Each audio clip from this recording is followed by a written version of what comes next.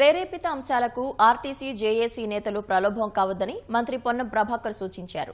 ఆర్టీసీలో విలీనం, కార్మిక సంఘాల పునరుద్ధరణ తప్ప ఇతర అంశాలు చర్చించేందుకు సిద్ధంగా ఉన్నామని తెలిపారు.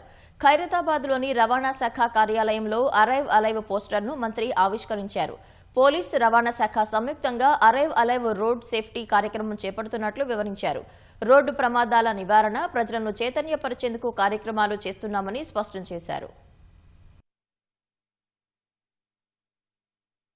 గత మీకు తెలుసు 10 సంవత్సరాలుగా కొంత ఇబ్బందికరమైన పరిస్థితుల్లో జరిగినటువంటి పరిపాలన, ఇప్పుడు ఈ 2 సంవత్సరాలుగా అనేకమైనటువంటి సంస్కరణలు పారదర్శకంగా మాన్యువల్ ఇంటర్వెన్షన్ లేకుండా ఉండే విధంగా ఒకరికొకరు చేసుకుంటూ వెళ్తా ఉన్నాం.